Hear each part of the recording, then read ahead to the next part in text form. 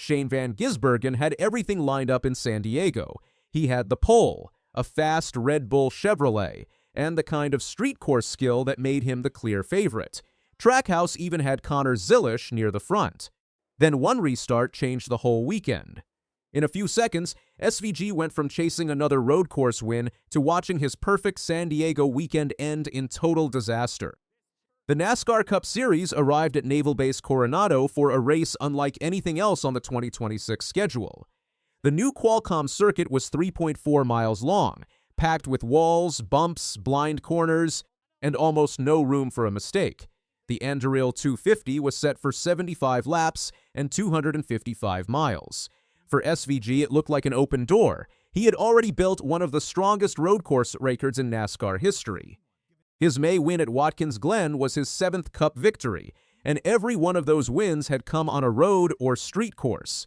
He did not need weeks to learn a new layout. Give him a few laps, and he could find grip where other drivers found trouble. Still, SVG warned that San Diego would not be easy. He knew the field had improved. He also knew this track could punish even the best driver. The walls were close, the surface changed from corner to corner, and several turns were hard to see until the car was already committed.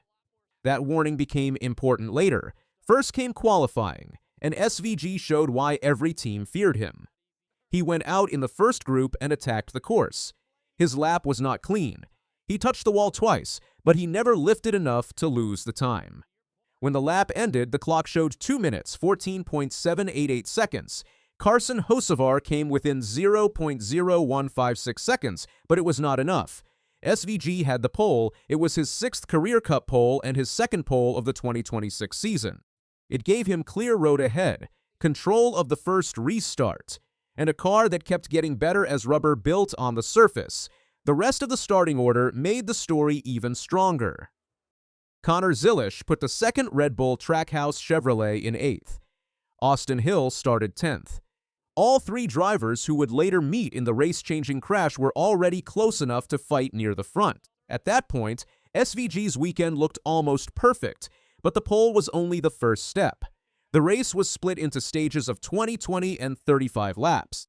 Teams had to choose between stage points and track position, and one pit stop could change the whole day. SVG started from first and led 7 laps. His speed was real, not just a one-lap qualifying trick. He later said the car became very fast once the track started to rubber in. That was exactly what Trackhouse wanted to hear. The longer the race went, the more dangerous the number 97 Chevrolet appeared. Yet the lead changed hands as teams worked different pit plans. Ryan Blaney won the first stage under caution. Many drivers had already stopped before the stage ended, so the running order shifted. The race was no longer about who had started first. It was about who would cycle back to the front with fresh tires, enough fuel, and clean air. That is where Connor Zilisch entered the center of the story. Zilisch had endured a rough rookie season, but San Diego gave him a chance to reset it. He qualified 8th, moved forward, and led the first 8 laps of his Cup career. For the first time at NASCAR's highest level, he was not chasing the leaders. He was one of them. Trackhouse now had 2 cars with real winning speed. SVG had the experience. Zilisch had clean air and growing confidence. The Red Bull Chevrolets were in position to control the most important part of the race. Then came lap 32. The field prepared for a restart during stage 2. Zilisch and Austin Hill lined up on the front row. Hill had already won the O'Reilly Auto Parts Series race at the same track one day earlier. He knew the course, he had confidence, and he was fighting for the lead in a Cup race. SVG lined up directly behind them. That detail decided everything. When the green flag came out, the field charged toward turn 1. On a restart, there is no safe gap. Every car is close. Every driver is trying to gain ground before the line forms again. The leaders must brake hard while the cars behind them react in less than a second. Hill went into turn 1 beside Zilisch, but he did not make the corner. Hill later told his team that he locked the rear brakes. His Chevrolet slid up the track and into Zilisch. The number 88 was forced toward the outside wall. Hill and Zilisch hit the barrier hard, and both cars slowed in front of the pack. SVG saw it happen, but he had nowhere to go. The road was blocked by 2 damaged cars. The wall removed one escape path. The cars around him removed the others. He hit the crash and destroyed the front of the number 97 Chevrolet. The race had changed in seconds. Ty Gibbs, Ryan Blaney, Michael McDowell, Daniel Suarez, Riley Herbst, and John Hunter Nemechek were also caught in the pileup.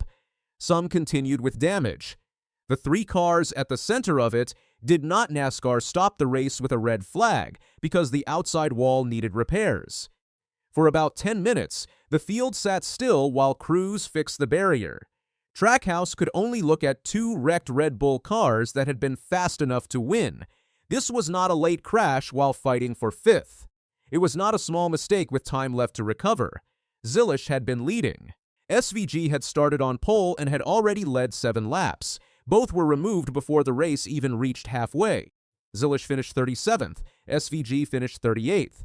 Austin Hill finished 36th. Together, SVG and Zilisch had led 15 of the first 31 laps.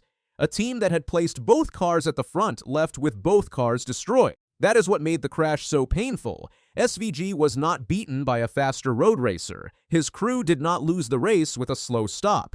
He did not spin on his own or hit the wall while pushing too hard. He was trapped behind a mistake that began 1 row ahead of him. After leaving the infield care center, SVG had little interest in talking about the contact. When reporters asked about the crash, he told them to ask the other drivers. When asked how disappointed he was to leave with no trophy and only 1 point, his answer was only 2 words. "I'm filthy." That reaction said more than a long speech could. SVG knew how rare this chance was. New street courses do not give teams years of notes. Every driver starts with less information than normal. That often gives an expert like SVG an even larger edge because he can learn while driving at full speed. He had proved that edge in qualifying. He touched the wall twice and still won the pole. He proved it again in the race when his car gained speed as the track changed. Then he lost everything without getting the chance to finish the fight. The result also hurt far beyond San Diego. Before the race, Racing Insights gave SVG a 67% chance to make the chase. After the 38th place finish, that number fell to 20.2%. He also dropped to 17th in the Cup standings, just outside the 16-driver cut line. It was his 3rd straight finish of 30th or worse after difficult races at Michigan and Pocono. It was also only his 2nd road course, DNF, in Cup competition. The other came on the Chicago Street Course in 2024. Road courses are normally where SVG repairs the damage from weaker oval weekends. San Diego was supposed to stop the slide. Instead, it made the problem worse, and the race kept going without him. With SVG and Zilisch gone, the field became wide open. Ryan Preece won Stage 2. Several different drivers took turns at the front. Tyler Reddick led late, but Corey Heim chased him down and then pulled away to earn his first Cup Series victory.